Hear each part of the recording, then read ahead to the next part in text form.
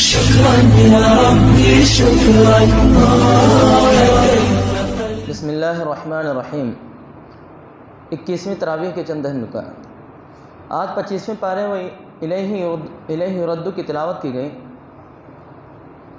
سورہ حامیم سجدہ کا جو حصہ آج پڑھا گیا ہے اس کے نکات بھی کل کے خلاصے میں پیش ہو چکے ہیں. آج سورہ شورا کی نکات پیش ہیں. اس سورہ کا نام الشورا ہونے کا یہ مطلب نہیں ہے کہ اس میں اسلام کا شورائی نظام بیان کیا گیا ہے، بلکہ اور صورتوں کی طرح اس کا مطلب صرف یہ ہے کہ وہ سورہ جس میں لفظ شورا آیا ہے. چنانچہ اس سورہ میں اہل ایمان کی صفت بیان کی گئی ہے کہ وہ امرہم شورا بینہم، یعنی وہ آپس میں مشورے سے کام کرتے ہیں. ابتدا اس طرح کی گئی ہے کہ تم لوگ ہمارے نبی محمد رسول اللہ صلی اللہ علیہ وسلم کی پیش کی ہوئی باتوں پر تعجب کا اظہار کرتے ہو. تو یہ کوئی نئی بات تو نہیں ہے کہ کسی آدمی پر اللہ کی وحی آئے. ایسی ہی وحی اور زندگی بسر کرنے کی ہدایت ان سے پہلے بہت سے انبیاء علیہ السلام کو دی جا چکی ہے. اس طرح یہ بھی تعجب کی بات نہیں کہ آسمانوں اور زمین کے مالک ہی کو معبود مانا جائے، بلکہ تعجب کی بات یہ ہے کہ اس کے بندے ہو کر اس کی خدائی میں رہتے ہوئے لوگ کسی دوسرے کو اللہ اور حاکم تسلیم کریں، توحید پر بگڑتے ہو. حالانکہ مالک کائنات اور حقیقی رازق کے ساتھ جو شرک تم کر رہے ہو تو یہ اتنا بڑا جرم ہے کہ آسمان پر پھٹ پڑیں تو کوئی تعجب کی بات نہیں. تمہاری اس دیدہ دلیری پر فرشتے بھی حیران ہیں اور ہر وقت ڈر رہے ہیں کہ نہ معلوم کب تم پر اللہ کا عذاب ٹوٹ پڑے. اس کے بعد بتایا گیا کہ نبی کریم صلی اللہ علیہ وسلم کا کام صرف غافل لوگوں کو خبردار کرنا اور بھٹکے ہوئے لوگوں کو راستہ دکھانا ہے. ان کی بات نہ ماننے والوں کا محاسبہ کرنا اور انہیں عذاب دینا یا نہ دینا یہ کام اللہ کا ہے. ان کا کام اس طرح کے دعوے کرنا نہیں ہے جس طرح کے دعوے تمہارے بناوٹی مذہبی پیشوا کرتے ہیں کہ جو ان کی بات نہ مانے گا وہ اسے بھسم کر دیں گے. یاد رکھو نبی کریم صلی اللہ علیہ وسلم تمہاری خیر خواہی کے لیے آئے ہیں اور اسی لیے تمہیں بار بار خبردار کر رہے ہیں اور تمہاری ساری باتوں کو برداشت بھی کر رہے ہیں. پھر اس مسئلے کی حقیقت کو سمجھائی کہ اللہ تعالیٰ نے سارے انسانوں کو پیدائشی طور پر سیدھی راہ پر کیوں نہیں لگا دیا اور ان میں یہ اختلاف کیوں گوارا کر رہا ہے.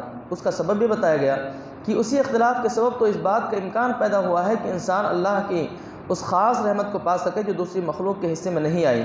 جو انسان جانوروں کی طرح جبلت سے مجبور ہو کر نہیں بلکہ اپنے شعور اور اختیار سے اللہ کو اپنا ولی اور کارساز تسلیم کرے، اللہ اسے حسن عمل کی توفیق دے کر اپنی رحمت خاص میں داخل کر لیتا ہے.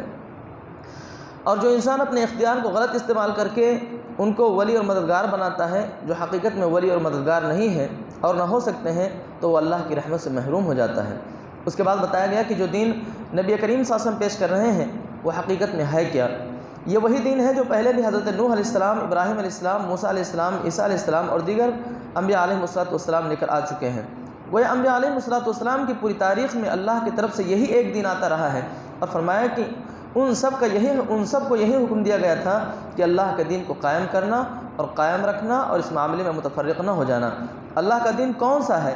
فرمایا اللہ کے نزدیک سچا دین اسلام ہے، یعنی حضرت آدم و نوح علیہ السلام سے لے کر حضرت محمد رسول اللہ صلی اللہ علیہ وسلم تک ایک ہی دین آیا ہے. اگر فرق ہے تو حالات اور زمانوں کے لحاظ سے بعض جزئیات میں فرق ہے. اس کی مثال ایسی ہے جیسے بچے کے بالغ ہونے تک قد اور جسامت میں فرق ہوتا چلا جاتا ہے. اس فرق کے لحاظ سے کپڑے چھوٹے بڑے ہو جاتے ہیں مگر بنیادی ڈھانچہ ایک ہی ہوتا ہے. ساتھ ہی بتایا گیا تم لوگوں کو احساس نہیں ہے کہ اللہ کے دین کو چھوڑ کر غیر اللہ کے بنائے ہوئے دین اور قانون کو اختیار کرنا اللہ کے مقابلے میں کتنی بڑی ڈٹائی ہے. تم اسے معمولی بات سمجھتے ہو مگر یہ اللہ کی غیرت کو للکارنے والی بات ہے اور اس کی سزا بھی ان کو بھگتنی پڑے گی جو ایسا کریں گے. رزق اور معاش کے تعلق سے اللہ تعالیٰ نے بتایا کہ اللہ بندوں پر حد درجے مہربان ہے، جسے جو کچھ چاہتا ہے دیتا ہے. سب کو یکساں سب چیزیں نہیں دیتا، کسی کو کوئی چیز دی ہے تو کسی کو کچھ اور، کسی کو کم کسی کو زیادہ. اگر وہ زمین میں روزی پھیلا دے اور سب بندوں کو کھلا رزق دے دے تو وہ زمین میں سرکشی اور طوفان برپا کر دیں گے، مگر وہ ایک حساب سے جتنا چاہتا ہے نازل کرتا ہے.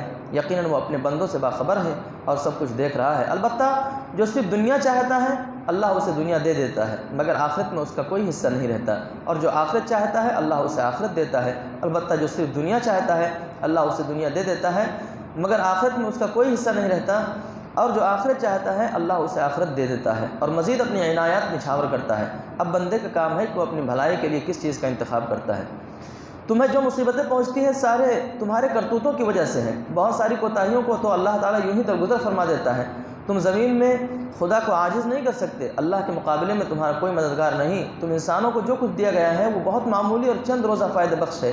خدا کے پاس آخرت میں جو کچھ ہے وہ زیادہ اور بہتر اور پائیدار ہے، اور وہ ان لوگوں کے لیے ہے جو خدا کو مانتے ہیں، اس پر بھروسہ کرتے ہیں، کبیرہ گناہوں سے بچتے ہیں، بے حیائی کے کاموں سے پرہیز کرتے ہیں، غصہ آ جائے تو درگزر کرتے ہیں، اپنے رب کا حکم مانتے ہیں، نماز پڑھتے ہیں، اپنے معاملات آپس کے مشورے سے چلاتے ہیں، ہم نے جو دیا ہے اس میں سے راہ خدا میں خرچ کرتے ہیں، کوئی زیادتی کرے تو مقابلہ کرتے ہیں، برائی کا بدلہ بس اتنا ہی برائی ہے، یہ اصولی بات ہے، مگر جو درگزر کر دے وہ اور اصلاح کرے اس کا اجر اللہ کے ذمے ہے۔ یہ دوسرا ضابطہ اخلاق ہے۔ اللہ زیادتی کرنے والوں کو پسند نہیں کرتا۔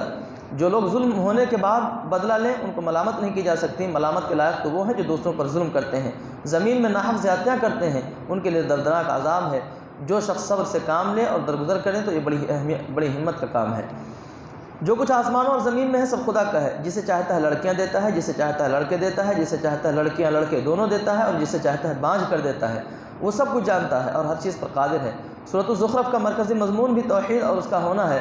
قیامت کا ذکر کرتے ہوئے مشرکین کے اس عقیدے کی بھی تردید کی گئی ہے کہ وہ ملائکہ کو الوہیت میں شریک سمجھتے ہیں اور ان کی شفاعت کا اعتماد رکھتے ہیں۔ کافروں کے کفر کا اصل سبب یہ قرار دیا کہ ان کی دنیاوی کامیابیوں نے انہیں دھوکے میں مبتلا کر رکھا ہے، اور وہ یہ سمجھتے ہیں کہ آخرت میں بھی وہی کامیاب ہوں گے۔ یہ شیطان کا دھوکہ ہے۔ اصل کامیابی آخرت کی کامیابی ہے، اور اس کا معیار دنیا میں مال و دولت کا مالک ہونا یا اقتدار اور قوت کا مل جانا نہیں ہے، بلکہ اس کا معیار اللہ تعالیٰ کے رسول صلی اللہ علیہ وسلم کے بتائے ہوئے راستے پر چلنا ہے۔ پھر نبی کریم صلی اللہ علیہ وسلم کو کافروں کی طرف سے قتل کرنے کی سازشوں پر تنبیہ کرتے ہوئے فرمایا، انہوں نے سمجھ رکھا ہے کہ ہم ان کی راز کی باتیں اور خسر نہیں سنتے، ہم سب کچھ سن رہے ہیں، اور ہمارے فرشتے ان کے پاس بیٹھے لکھ رہے ہیں۔ انہیں ان کے حال پر چھوڑ دیجیے اور کہہ دیجیے سلام ہے تمہیں، عن قریب معلوم ہو جائے گا کہ اللہ کیا کرنے والا ہے۔ جو شخص خدا کے پیغام سے غفلت برتتا ہے ہم اس پر ایک شیطان مسلط کر دیتے ہیں، وہ اس کا ساتھی بن جاتا ہے۔ یہ شیاطین ایسے لوگوں کو سیدھی راہ سے بھٹکاتے ہیں اور اپنی جگہ یہ سمجھتے ہیں کہ ہم سیدھی راہ پر جا رہے ہیں۔ آخرکار جب یہ شخص ہمارے یہاں پہنچے گا تو اپنے شیطان سے کہے گا، کاش میرے تیرے درمیان مشرق و مغرب کی دوری ہوتی، تو بدترین ساتھی نکلا۔ اس وقت ان سے کہا جائے گا، تمہارے پچھتانے سے کیا فائدہ، دنیا میں تم نے اپنی جانوں پر ظلم کیا، آج تم اور شیاطین عذاب ساتھ ساتھ بھگتو گے۔ سورۃ الدخان کا پس منظر یہ ہے کہ جب کافروں کی مخالفت سخت ہوتی چلی گئی تو نبی کریم صلی اللہ علیہ وسلم نے دعا کی، خدایا یوسف کے قحط جیسے ایک قحط سے میری مدد فرما۔ حضور نبی کریم صلی اللہ علیہ وسلم کا خیال تھا کہ جب ان پر مصیبت پڑے گی تو ان کے دل نرم ہو جائیں گے اور یہ توبہ کر لیں گے۔ اللہ تعالیٰ نے آپ کی دعا قبول فرمائی اور ایسا قحط پڑا کہ لوگ بلبلا اٹھے۔ بعض سرداران قریش خاص طور پر ابو سفیان حضور صلی اللہ علیہ وسلم کے پاس آئے اور درخواست کی کہ اپنی قوم کو اس بلا سے نجات دلانے کے لیے اللہ سے دعا کریں۔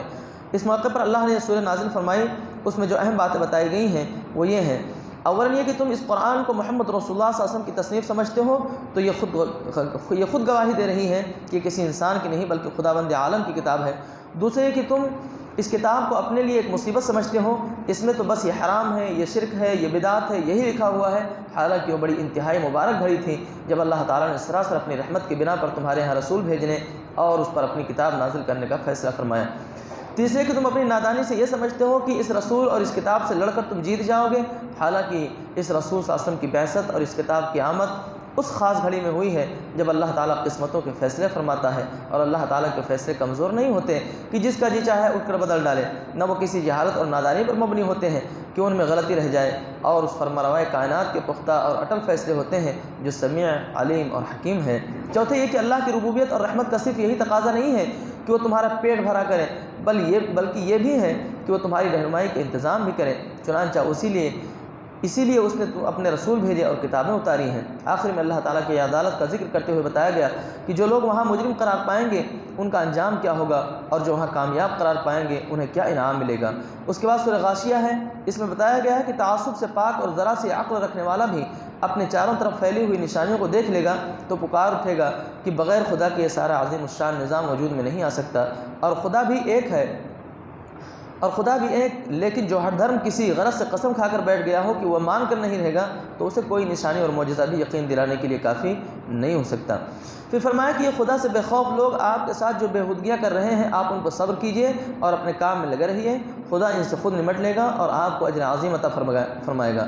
آخرت کے بارے میں دلائل دیتے ہوئے فرمایا، جس طرح آپ زندہ نہیں ہو گئے بلکہ ہمارے زندہ کرنے سے زندہ ہوئے، اسی طرح تم آپ نہیں مر جاتے بلکہ ہمارے موت دینے سے مرتے ہو، اور ایک وقت یقیناً ایسا آنا ہے جب تم سب بیک وقت جمع کیے جاؤ گے۔